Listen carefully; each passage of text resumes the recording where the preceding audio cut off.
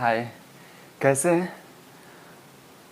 उम्मीद करता हूं कि आप लोग बढ़िया होंगे। साथियों, बहुत दिन बाद हम मिल रहे हैं, लगभग 2 हफ्ते से ज़्यादा हो गया, 15 दिन के आसपास हो गया हम लोग को मिले हुए। 15 दिन बाद हम मिल रहे हैं, आपके समक्ष उपलब्ध हैं मॉडर्न हिस्ट्री के साथ। क्या करूं, कभी कभी परिस्थितियां इंसान को उस मोड़ पे खड़ा कर देती है कि वो चाह के भी वो चीज़ें नहीं कर पाता है जो वो चाहता है। लेकिन कोई नहीं, थोड़ा समय लगा, लेकिन आए तो सही। साथियों, हम लोग मॉडर्न हिस्ट्री चला रहे थे और मॉडर्न हिस्ट्री को पढ़ रहे थे, आधुनिक भारत के इतिहास को पढ़ रहे थे, और उसमें कुछ चीज़ों को हम लोग देख चुके हैं, कुछ चीज़ों को आगे देखना है। मैंने आपसे बोला था कि लगभग 100 क्लास लगेगी, 25-25 मिनट का अगर हम कक्षाएं चला रहे हैं तो 100 क्लास के आसपास लग जाएगा मॉडर्न हिस्ट्री को कंप्लीट करने में। ये बात सही है। आपको लग रहा होगा कि 100 क्लास कैसे लग सकता है, 100 क्लास बहुत ज़्यादा होगा, लेकिन 25-25 मिनट का अगर कक्षाएँ हैं तो 100 क्लास कोई बड़ी बात नहीं है, पहली बात। और दूसरी बात कि अगर आप यूपीएससी का प्रिपरेशन कर रहे हैं या फिर किसी भी स्टेट पीसीएस का प्रिपरेशन कर रहे हैं तो ये बात ध्यान दीजिए कि आप जब तक कॉस्ट बेनिफिट नहीं देखेंगे कि किस चीज़ों को, किस सब्जेक्ट का कौन सा भाग हम पढ़े जिससे हमको ज़्यादा प्रॉफिट हो, और कौन सा भाग हम छोड़ सकते हैं, कौन से भाग को हम नहीं पढ़ सकते, या कौन सा सब्जेक्ट है जिसको हम कम पढ़े तो काम चल सकता है, तब तक आप एग्ज़ाम को क्वालिफाई कर लें, इसमें थोड़ा सा संदेह है, थोड़ा सा संदेह है। ये बात आप ध्यान रखिए। जैसे मॉडर्न हिस्ट्री की मैं बात करूं तो मॉडर्न हिस्ट्री एवरेज क्वेश्चन जो यूपीएससी में पूछा, मैं यूपीएससी की बात कर रहा हूं, ध्यान रखिए दोस्तों, मैं किसी भी पीसीएस की बात नहीं कर रहा हूं, यूपीएससी की बात कर रहा हूं। तो मॉडर्न हिस्ट्री में की बात मैं कर रहा हूँ, तो मॉडर्न हिस्ट्री में मैं यूपीएससी मेंस की बात करूँ तो यूपीएससी मेंस में एवरेज 3 क्वेश्चन पूछे जा रहे हैं इस समय। एवरेज औसतन 3 क्वेश्चन पूछे जा रहे हैं, किसी साल 4 हो रहे हैं तो किसी साल 2 हो जा रहे हैं। एवरेज हम 3 मान के चल सकते हैं पर ईयर, 3 क्वेश्चन यूपीएससी मेंस में मॉडर्न हिस्ट्री से आ रहे हैं।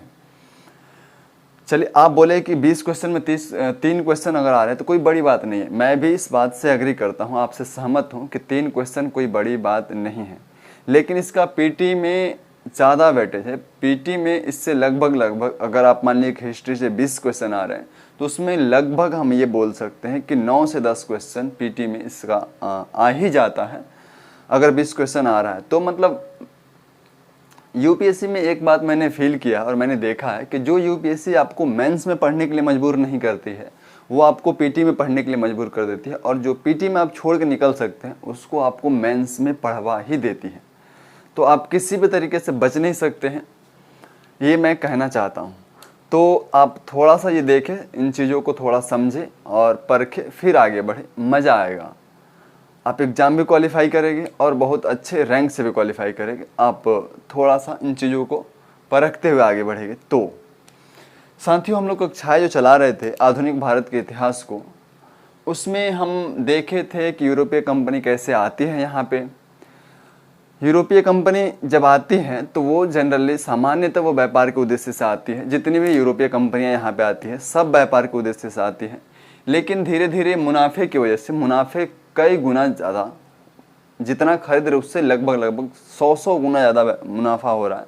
अगर मान लीजिए कोई सामान अगर हम स्मारकों को यहाँ 10 रुपये में खरीद रहे हैं तो हो सकता है कि यूरोप में 1000 में बिक रही है, यानी कि लगभग 100 गुना ज़्यादा अगर 10 रुपये में खरीद रहे हैं तो इस एग्जाम्पल के थ्रू आप समझे।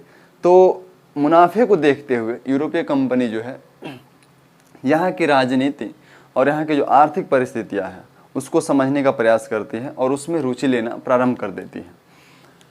मैंने पिछले वीडियो में ये भी चर्चा किया था कि इसी क्रम में यूरोपीय कंपनियों का जो आपस में टकराहट होती है और टकराहट के परिणाम स्वरूप धीरे धीरे करके एक ऐसा परिस्थिति आ जाती है जिसमें केवल भारत के व्यापार पे केवल ब्रिटिश का एकाधिकार हो जाता है। और अब जो है ब्रिटेन का, जब भारत में एकाधिकार होता है, भारत के व्यापार पे ब्रिटेन का एकाधिकार होता है, तो वो प्रत्यक्ष रूप से, पहले तो अप्रत्यक्ष रूप से, लेकिन बंगाल के अधिग्रहण के बाद से आप देखें कि वो प्रत्यक्ष रूप से, द्वैध शासन के बाद से प्रत्यक्ष रूप से भारत के राजनीतिक और आर्थिक जो यहाँ के परिस्थितियाँ है उसको समझने लगती है और उसमें रुचि लेने लगती है और हस्तक्षेप करने लगती है। तो इन चीज़ों को हम अभी तक देख चुके हैं और अब हम जो पढ़ने जा रहे हैं, देखिए दोस्तों, जो चीज़ें मैं बोला था अभी, कॉस्ट बेनिफिट, जो पोर्शन किसी सब्जेक्ट का भी जो पोर्शन काम के लायक है हम उसी पे ज़्यादा फोकस करेंगे। जो चीज़ें काम के लायक नहीं है, जिसको हम छोड़ कर निकल सकते हैं, उन चीज़ों को हम निकल जाएंगे। अब आप बोलिए कि इन चीज़ों को हम छोड़ के निकल जाएंगे तो फिर विस्तार से अध्ययन कैसे करेंगे। तो साथियों, अगर विस्तार से हम अध्ययन करने बैठेंगे तो आप ये भी समझ जाइए कि एक एक सब्जेक्ट को पढ़ने में आपको एक एक साल लग जाएगा, और एक एक साल हर पर ईयर आप जानते हैं कि आपको एग्ज़ाम एक साल के अंदर सारे सब्जेक्ट को कंप्लीट करके एग्ज़ाम देने होते हैं। तो वो चीज़ें थोड़ी सी पॉसिबल नहीं हो पाएगी।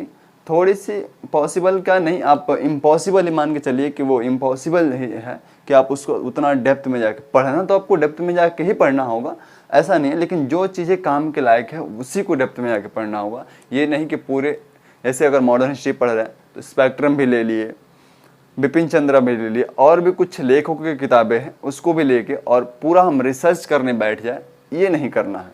अगर ये आप कर रहे हैं तो एग्ज़ाम क्वालिफाई कर ले, उसमें थोड़ा सा संदेह है, संदेह हो जाती है। तो आप इन चीज़ों को ध्यान रखें, और जो चीज़ें काम के लायक है, ये काम के लायक मैं जो बोल रहा हूँ कि काम के लायक है, ये कहाँ से कौन डिसाइड करेगा कि ये चीज़ें हम छोड़ सकते हैं, ये चीज़ें हम नहीं पढ़ेंगे तो भी काम चल जाएगा, या फिर इस चीज़ों को हम छोड़ नहीं सकते। तो ये चीज़ें डिसाइड करेगा प्रीवियस ईयर का क्वेश्चन पेपर। अगर आप प्रीवियस ईयर का क्वेश्चन पेपर देख रहे हैं तो आप खुद ब खुद समझ जाएंगे कि हम किसी सब्जेक्ट का किन पोर्शन को किस भाग को छोड़ के आगे निकल सकते हैं, या उस पर थोड़ा सा एक रीडिंग, एक नज़र दे के आगे निकल सकते हैं। अब हम आते हैं अपने सिलेबस पे। थोड़ा ज़्यादा मुझे लगता है कि मैंने बोल दिया, क्योंकि 2-4 मिनट तो ऐसे ही हो गया। अब आते हैं, हम पढ़ क्या रहे थे ये मैंने बता चुका हूँ। अब हम पढ़ने क्या जा रहे हैं, ब्रिटिश साम्राज्यवादी नीतियाँ। ब्रिटिश साम्राज्यवादी नीतियों में हम सबसे पहले देखेंगे सहायक संधि प्रणाली। इसके बाद से हम आ जाएंगे अगला टॉपिक पे। पहले हम देखते हैं सहायक संधि प्रणाली क्या है, कौन इसको लाता है, इसका उद्देश्य क्या है, इसकी विशेषताएं क्या है, और इसका मूल्यांकन करेंगे लास्ट में। साथ में लास्ट में हम ये देखेंगे कि सहायक संधि करने वाले राज्यों का क्रम जो है वो क्या है, किस क्रम में कौन से राज्य कब सहायक संधि करते हैं, इन चीज़ों को हम देखेंगे। और ये जो क्रम है ये जनरली बहुत सारे एग्जाम में पूछा गया है, और बहुत सारे एग्जाम में पूछे जाने की चांस होती है, अभी भी है, बना हुआ है कि इन सहायक संधि करने वाले राज्यों का क्रम 4 स्टेट दे देगा और चारों का क्रम पूछ लेगा। और मैं आपको यकीन दिलाता हूँ साथियों कि आज के बाद से ये क्रम आप भूल गए तो फिर आप मेरे से एक बार कमेंट में बोल देना कि हम इस चीज़ को भूल गए हैं। आज के बाद से इस क्रम को आप कभी नहीं भूल पाइएगा, बस थोड़ा सा मुझे समय दीजिए। तो आइए अब हम स्टार्ट करते हैं। सबसे पहले हम देखें कि सहायक संधि योजना जो है वो फ्रांसीसी अधिकारी डुप्ले की थी, और बाद में इसको लॉर्ड वेलेस्ली ने प्रत्यक्ष रूप से लागू किया भारतीय राज्यों पर। अब हम देखेंगे सहायक संधि प्रणाली क्या है। जैसे मैं बोल रहा था कि भारतीय राज्य में हस्तक्षेप कर सैनिक सहायता देने के बदले धन एकत्रित करना, ये इसकी योजना थी, और इसको प्रत्यक्ष रूप से Lord Wellesley British governor general ने लागू किया भारतीय राज्यों के साथ। अब देखिए, इसका गवर्नर जनरल का जो कार्यकाल था वो 1798 से 1805 है। अब आप सोच रहे हो कि मैं इसका कार्यकाल क्यों बता रहा हूँ, तो इसके कार्यकाल बताने के पीछे मेरा एक मकसद है कि थोड़ा सा मैं इसके बैकग्राउंड में जाना चाहता हूँ कि सहायक संधि प्रणाली आखिर लॉर्ड वेलेस्ली आते ही सहायक संधि प्रणाली लागू क्यों कर दिया, क्या रीजन था। तो एक बात देखिए कि ये वही समय है जब ये गवर्नर जनरल बन के आता है, तो ये वही टाइम है जिस समय यूरोप में फ्रांसीसी क्रांति चल रही थी, और फ्रांसीसी क्रांति जो है नेपोलियन की साम्राज्यवादी नीतियाँ जो थी उसी के साथ फ्रांसीसी क्रांति चल रही थी, और वो ब्रिटिश को यूरोप में चुनौती दे रहा था। आप मेरी बातों को समझ पा रहे हैं कि फ्रांसीसी क्रांति जो चल रही थी वो यूरोप में ब्रिटेन को चुनौती दे रहा था। अब एक देश ब्रिटेन जो था, अगर यहाँ पे विरोध हो, यहाँ पे भी उसके अनुकूल परिस्थितियाँ ना हो, भारत में भी उसके अनुकूल परिस्थितियाँ ना हो और ब्रिटेन में भी परिस्थितियाँ ना हो, तो एक देश 2 प्लेटफॉर्म पे युद्ध करना थोड़ा सा उसके लिए, थोड़ा सा क्या आप कह सकते हैं, उसके लिए टफ काम हो सकता है।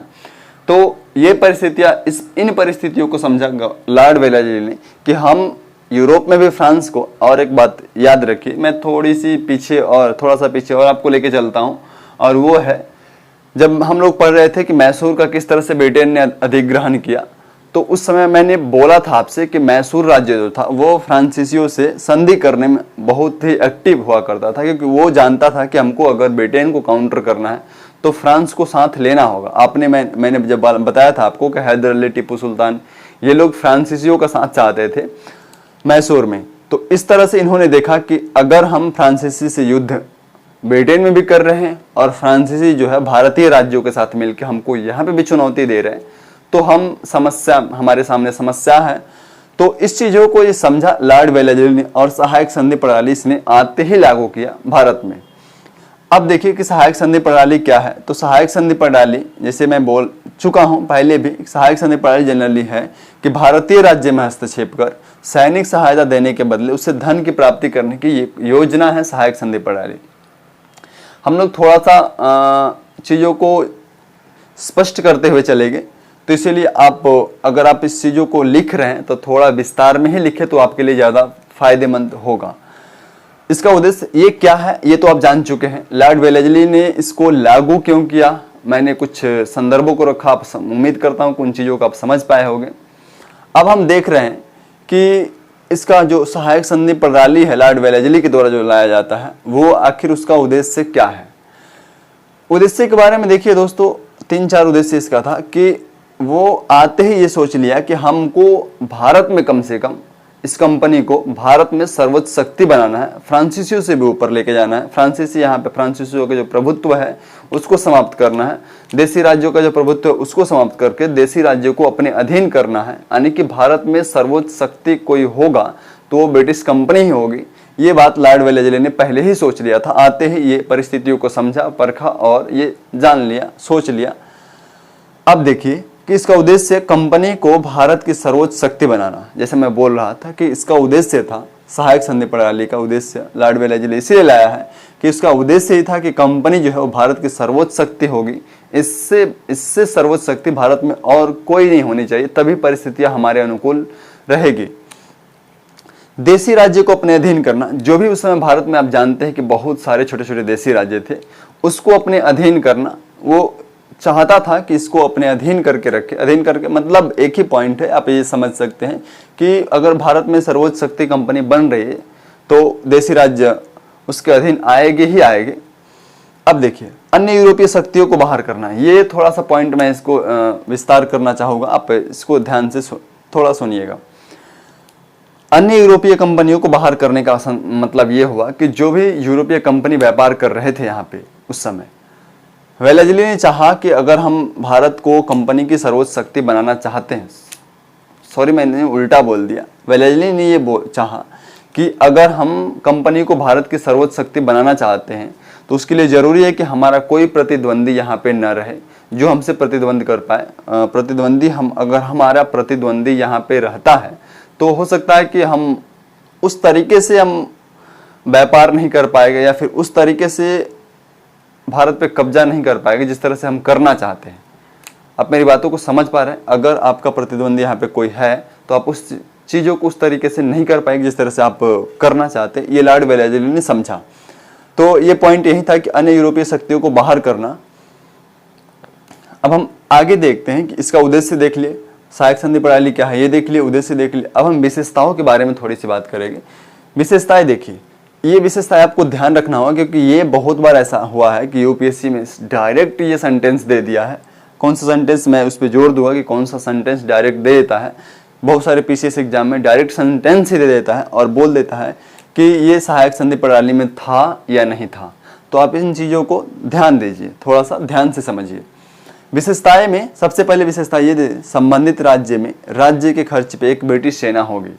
अगर कोई राज्य है, मान लीजिए कि कोई राज्य है, एक्स राज्य है, चाहे कोई भी राज्य आप मान लें, जैसे मैं हैदराबाद को मान लेता हूं, तो अगर हैदराबाद जो है सहायक संधि प्रणाली करता है, सहायक संधि करता है, अगर ब्रिटेन के साथ कंपनी के साथ सहायक संधि करता है तो हैदराबाद में ब्रिटिश सेना होगी, एक ब्रिटिश सेना होगी।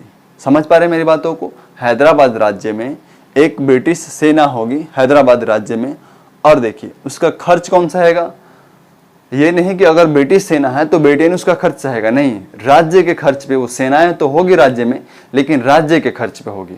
उसका जो भी खर्च होगा सेनाओं को रखने में, जो उसको खाने पीने में जो भी खर्च आएगा वो राज्य सहन करेगा, न कि ब्रिटिश कंपनी। ये बात आप ध्यान रखिए। पहला पॉइंट तो यह है। दूसरा पॉइंट, राज्यों की ब्रिटिश नीति अंग्रेजों के पास होगी, राज्यों की विदेश नीति जो है वो अंग्रेजों के पास होगी। यानी कि अगर हैदराबाद, जो मैंने पिछले एग्जाम्पल में लिया था, अगर हैदराबाद सहायक संधि कर रहा है तो वो किसी अन्य राज्यों से अगर कोई किसी प्रकार का संधि करना है, किसी प्रकार का डील करना है किसी भी चीज को लेके, तो उसके लिए ज़रूरी है कि वो ब्रिटिश कंपनी से परमिशन ले, बिना परमिशन के, यानी कि राज्यों की विदेश नीति जो है उसका स्वायत्तता यहीं पे ख़त्म हो जाती है कि वो उसका जो विदेश नीति है वो अंग्रेज़ों के पास चला जाता है, अंग्रेज़ों के पास, न कि राज्यों के पास। राज्य की विदेश नीति अंग्रेज़ों के पास होगी, न कि राज्यों के पास। ये बात आप ध्यान रखिए। दूसरा पॉइंट है इसकी विशेषताएं में। तीसरा पॉइंट है नियुक्तियों में अंग्रेजी अनुमति अनिवार्य होगी। ये थोड़ा सा आप नियुक्तियों से क्या समझ पा रहे हैं, इन चीज़ों को समझिएगा। तो नियुक्तियों में अगर मान लीजिए कि हैदराबाद है, हैदराबाद अपने यहाँ किसी अन्य यूरोपीय व्यक्तियों को, जैसे फ्रेंच हो गया, डेनिश हो गया, अगर उन व्यक्तियों को अपने यहाँ किसी अधिकारी के रूप में अगर नियुक्ति करना चाहता है, या फिर कोई ऐसा राज्य है, भारतीय राज्य, जो ब्रिटेन का दुश्मन है, तो उस स्टेट से किसी व्यक्ति को नियुक्ति करना चाहता है, उस राज्य से, उस देशी रियासत से अगर किसी व्यक्ति को नियुक्ति करना चाहता है अपने यहाँ, तो उसके लिए ज़रूरी है कि पहले वो अंग्रेज़ों से परमिशन ले, पहले वो कंपनी से परमिशन ले। बिना परमिशन के वो नियुक्ति नहीं कर सकता है। ये तीसरा पॉइंट था सहायक संधि प्रणाली में। चौथा है राज्य में एक ब्रिटिश प्रतिनिधि होगा।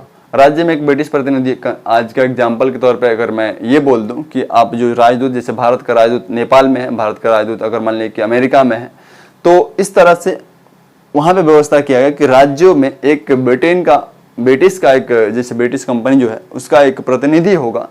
अब देखिए ये कितनी विडंबना वाली बात है कि राज्य में एक ब्रिटिश अधिकारी होगा, यानी कि राज्य क्या कब क्या कर रहा है, राज्य में क्या कौन सी क्रियाएं हो रही है, कौन सी गतिविधियां हो रही है, इन सारी चीज़ों की जानकारी वो ब्रिटिश कंपनी को दे रहा है। अब प्रतिनिधि जो राज्य में एक ब्रिटिश प्रतिनिधि जो होगा वो ब्रिटिश कंपनी को सारी जानकारियां देगा। देखिए कैसे इन लोगों ने अपनी स्वायत्तता के ऊपर, जो अपनी स्वायत्तता है उसको गिरवी रख रहे हैं, एक एक करके किस तरह से अपनी स्वायत्तता देशी राज्य जो ब्रिटेन के हाथों गिरवी रख रहे हैं।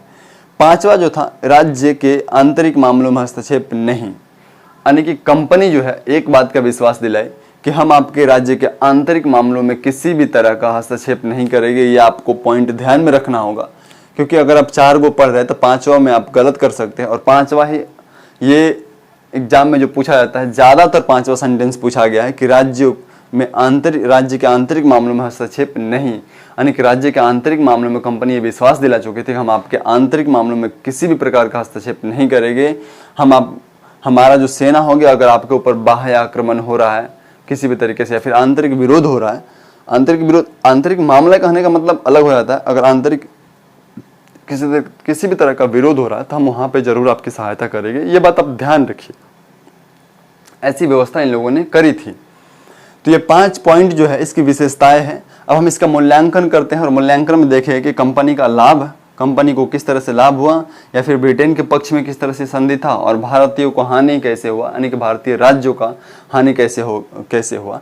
तो इन चीज़ों को हम थोड़ा सा देखेंगे, फिर इस वीडियो को अंत करेंगे, क्योंकि वीडियो ऑलरेडी बहुत लंबा हो चुका है। और लास्ट में मैं आपको बता दूंगा कि सहायक संधि करने वाले राज्य जो थे वो उसका क्रम कैसे याद करें जो कभी आप भूल नहीं पाए। तो आइए हम देखते हैं, इसका मूल्यांकन करते हैं। मूल्यांकन में आप देखिएगा कि कंपनी को लाभ किस तरह से हो जाता है। तो पहला पॉइंट जो है, राज्य का निशस्त्रीकरण हो गया। राज्य का निशस्त्रीकरण कहने का मतलब हुआ कि अगर मान लीजिए कि पहले देशी राज्यों का अपनी एक सेनाएं हुआ करती थी, जब देशी राज्य का जो राजा था, यानी कि जो देशी रियासतें होती थी, उसका जो राजा था उसको लग गया कि अब हमको सहायता तो यहाँ से मिल जाएगी, यानी कि सुरक्षा तो यहाँ से मिल जाएगी, हमको केवल राज्य करना है, तो हम क्यों फालतू का व्यय करें। इसलिए वो अपने राज्य का जो सैनिक था उसको वो खत्म कर दिया, यानी कि राज्य का निशस्त्रीकरण हो गया, सेनाएं कमजोर हो गई, हथियार नहीं क्योंकि खर्च बहुत ज़्यादा आ रहे थे, तो हथियार रखना बंद कर दिया, साथ ही सैनिकों को कम कर दिया इस तरीके से, क्योंकि उसको सुरक्षा ब्रिटिश कंपनी से मिल जा रहा था। तो इस तरह से सेनाएं कमजोर हुई, और सेनाएं जब कमजोर हो गई तो राज्यों को आप समझ सकते हैं कि राज्य के पास जब खुद की सेना ना हो, जो उसके पास सेना हो वो ब्रिटेन का सेना हो और खर्च राज्य ही दे रहा हो, तो आप इस चीज़ों को, इन परिस्थितियों को आप समझ सकते हैं कि क्या हो रहा है यहाँ पे। कंपनी की सेनाएं तैयार, राज्य खर्च से जो विस्तार में सहायक। ये बात ध्यान से देखिए कि कंपनी की जो सेनाएं थी, ये क्या नीति इन लोगों ने लाया था, क्या ये प्रणाली थी कि अपनी सेनाएं तैयार कर रहा है किसके खर्च पे, देशी राज्यों के खर्च पे, और उसी सेना से भारत में वो लोग ब्रिटिश साम्राज्य का विस्तार कर रहे हैं। आप सोच सकते हैं कि इन लोगों की दूरदर्शिता जो थी वो किस लेवल का था। अब देखिए, कंपनी की सेनाएं तैयार राज्य के खर्च पे, जैसा कि मैं इसकी विशेषताओं में बोल दिया कि संबंधित राज्य में राज्य के खर्च पर एक ब्रिटिश सेना होगी। तो राज्य के खर्च पर कंपनी की सेनाएं तैयार हो गई और भारत में ब्रिटिश साम्राज्य के विस्तार में जो कि सहायक सिद्ध होती है। अगला है यूरोपियों का प्रभाव समाप्त। जैसा कि मैं बोला था कि उस समय फ्रेंच रेवोल्यूशन चल रहा था, उसी टाइम पे ये इधर हो रहा है। कौन? सहायक संधि प्रणाली लॉर्ड वेलेस्ली जो द्वारा लाया गया।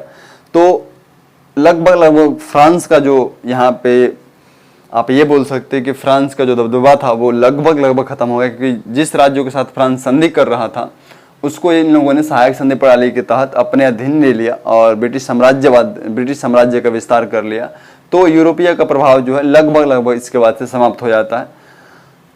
ब्रिटिश वस्तुओं हेतु एक बड़ा बाजार मिला। औद्योगिकरण को आप जानते हैं कि ब्रिटिश वस्तुओं को पहले तो यहाँ से वस्तुएं ले जाया करते थे, लेकिन एक समय आया जब वहाँ पे औद्योगिकरण हो रहा है, तो औद्योगिकरण के बाद से वहाँ की वस्तुएं यहाँ पे लाते हैं और डंप करते हैं वो लोग।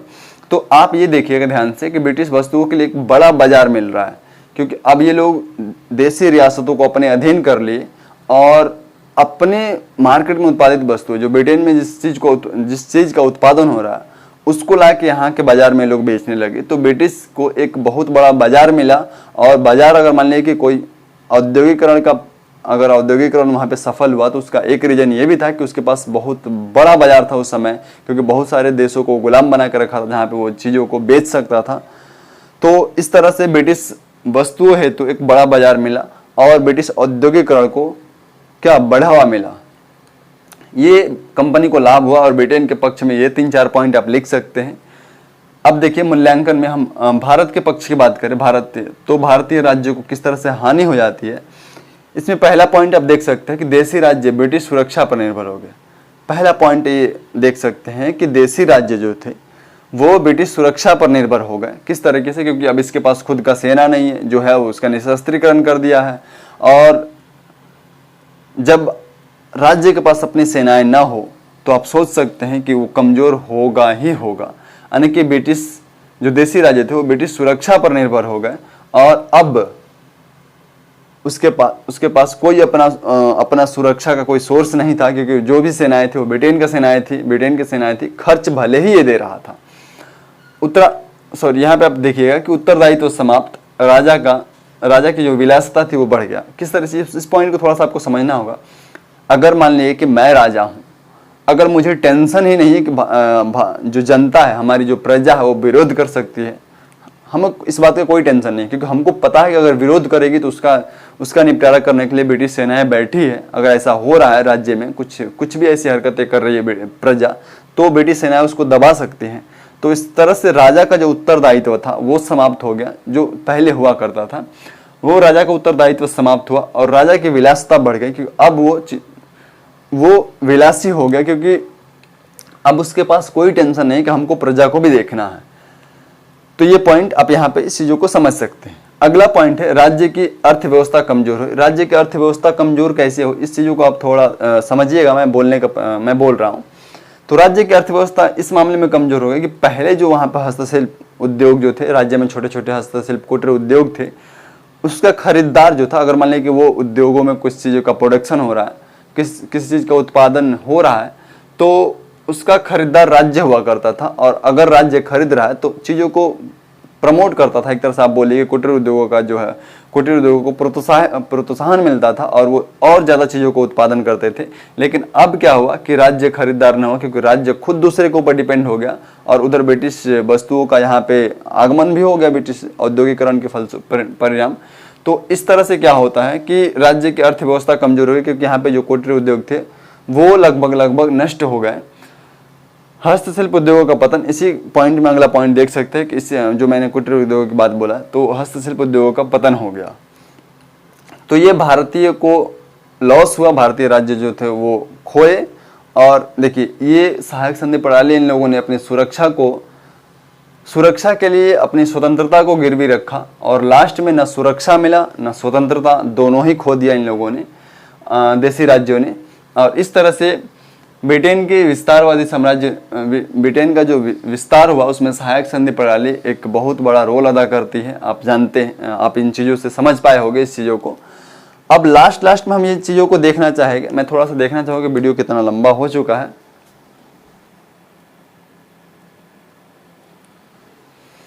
बहुत लंबा हो गया, मुझे लगता है कि 22 मिनट से ज़्यादा का वीडियो हो चुका अभी तक। तो मैं अब देखिए, हम लोगों ने देख लिया कि सहायक संधि प्रणाली क्या है, कौन लाता है, ठीक है, क्या है उद्देश्य, क्या है विशेषता है, मूल्यांकन भी कर लिए। मैं आपको एक बात का विश्वास दिलाना चाहता हूं साथियों कि अगर आपको सहायक संधि प्रणाली से रिलेटेड कोई क्वेश्चन आ रहा है, अगर आप इतना आपको याद है, एक नज़र देख के आप एग्जाम में चले जाइए। मैं पूरे विश्वास के साथ आपको बोल रहा हूँ कि आपको कहीं परेशानी, अगर आप इस तरह से लिख के आ गए जैसे सहायक संधि प्रणाली क्या है, यही क्वेश्चन मान लीजिए सिंपल क्वेश्चन अगर पीसीएस में पूछ दिया सहायक संधि प्रणाली के बारे में, तो आप इतना लिख के आए कि सहायक संधि प्रणाली क्या है, उद्देश्य क्या था, विशेषताएं, और उसका मूल्यांकन करके आ गए। अगर 20 नंबर का क्वेश्चन है तो 10 से 12 नंबर में कोई संदेह नहीं है, 10 से 12 नंबर आपको मिलना ही है। और आप जानते हैं कि अगर किसी भी इसे आप सिविल सर्विस की प्रिपरेशन कर रहे हैं तो 50% का मतलब टॉपर लिस्ट में आप शामिल है। तो आप इन चीज़ों को थोड़ा सा गौर से देखिए और इन चीज़ों को समझिए, ठीक है। उम्मीद करता हूं कि आपको ये चीज़ें पसंद आ रही होगी, क्योंकि इसको बनाने में मुझे बहुत मेहनत लगा है। इसको, ये शॉर्ट नोट्स जो आपको बोर्ड पे आपके समक्ष दिख रहा है, आपको लग रहा हो कि इतने आसानी से कैसे लिख दिए हैं, तो ये चीज़ें उतनी आसान नहीं है। मैं इसको बनाने में बहुत मेहनत करता हूँ। अब चीज़ों को आगे बढ़ाने के लिए साथियों मुझे आपका हमारा साथ बना रहे, इसके लिए ज़रूरी है कि आप मेरा थोड़ा सा सहयोग करें, तभी इस चीज़ को मैं अपनी नैतिक जिम्मेदारी, जो मेरा नैतिक जिम्मेदारी है कि मैं क्लास को रेगुलर रखूं, उसको निभा पाऊँ। मैं कोशिश तो करता हूं, बट कभी कभी परिस्थितियाँ, जैसे मैं शुरू में ही बोल दिया था कि परिस्थितियाँ कभी कभी साथ नहीं देती है। कोई नहीं, परिस्थितियों को साथ लाना ही तो चुनौती है, क्योंकि परिस्थितियाँ जब तक साथ नहीं है, एक बोला जाता है, कहावत है कि समय के अनुसार खुद को बदल दो, नहीं तो समय जब आपको बदलेगा तो तकलीफ बहुत ज़्यादा होगा। तो उन चीज़ों को थोड़ा सा घुमा के देखिए, तो यही है कि परिस्थितियों को साथ लाना ही पड़ेगा। अब हम ज़्यादा आगे इस चीज़ों पे नहीं बढ़ेंगे। हम एक बात का आपको विश्वास दिलाए थे, पहले ही बोले थे कि सहायक संधि करने वाले राज्यों का जो क्रम है उसको आप कभी नहीं भूल पाइएगा आज के बाद से। तो मैं थोड़ी सी चीज़ों को डिलीट करना चाहूँगा, मुझे थोड़ा सा स्पेस की आवश्यकता होगी, तो आप देखिए मैं इसको डिलीट कर रहा हूँ। सहायक संधि करने वाले राज्यों का क्रम जो है आप देख सकते हैं, इस तरह से लिखा हुआ है। हैदराबाद 1798, मैसूर 1799, अवध 1801, पेशवा 1802, भोसले 1803 और सिंधिया 1804। ये उसका क्रम है। अगर आप इसको याद रखने के एक ट्रिक है, अगर आप उसको चाहे तो अपना सकते हैं, क्योंकि ये वाला ट्रिक मुझे बहुत अच्छा लगा। अगर हम इसका देखिए, सेंटेंस का कोई लॉजिक मत नहीं निकालिए, सेंटेंस का कोई लॉजिक नहीं है। जैसे हम आप भी साथ, हम आप भी साथ, तो एक सेंटेंस है, छोटा सेंटेंस, इसका कोई लॉजिक नहीं निकालना आपको। हम का मतलब हम से हैदराबाद हो जाएगा, मतलब हम में जो हा आता है उससे हैदराबाद आप ले सकते हैं, म से मैसूर ले सकते हैं, ठीक है। आप से, आप में जो आ रहा है उससे अवध ले सकते हैं, पी से पेशवा ले सकते हैं, भी से भोसले ले सकते हैं, और स से साथ में जो सा आ रहा है उससे सिंधिया ले सकते हैं। ये ट्रिक मुझे अच्छा लगा, क्योंकि मैं खुद से ही याद रखा हूँ इस चीज़ को। और एक बात और मैं आपसे यकीन दिला चाहता हूँ कि अगर आप इतना क्रम याद रख रहे हैं तो कोई भी क्वेश्चन आ जाए सहायक संधि करने वाले राज्यों के संबंध में, आप उसको छोड़ नहीं सकते हैं, आप उसको करके ही आएंगे, ये मैं आपको यकीन दिलाता हूँ। तो साथियों, अगर आप इस चीज़ को याद रखना चाहते हैं तो आप याद रख सकते हैं, हम आप भी साथ, यानी कि हम में हा से हैदराबाद, म से मैसूर, आप में अ से अवध, प से पेशवा, भी में भोसले, साथ में स से सिंधिया। और क्रम सन, अगर आपको सन भी याद रखना है तो सन शुरू करिए 1758 से, लास्ट 1758 से कंटिन्यू जाइए, बीच में 1800 को छोड़ दीजिए, बाकी सब है। यानी कि 1798, 1799, 1800 को छोड़ देना आपको, 1800 को छोड़ के 1801, 1802, 1803, 1804, यानी कि 1798 से लेके 1804 तक चले जाना है। केवल बीच में 1800 को ही छोड़ना है, और ये वाला क्रम आप याद रखिए, आप इस चीज़ को कभी नहीं भूल पाइएगा। तो अब हम इस वीडियो का अंत करते हैं साथियों, और हम मिलते हैं नेक्स्ट वीडियो में नेक्स्ट टॉपिक के साथ। उम्मीद करता हूं कि आपको वीडियो पसंद आया हो तो आप इसको अपने साथियों के साथ भी शेयर करें, ताकि इसका जो लाभ है वो भी उठा सके। और बस हम मिलते हैं नेक्स्ट वीडियो में, इससे ज़्यादा क्या है बोलो। Thank you so much video देखने के लिए।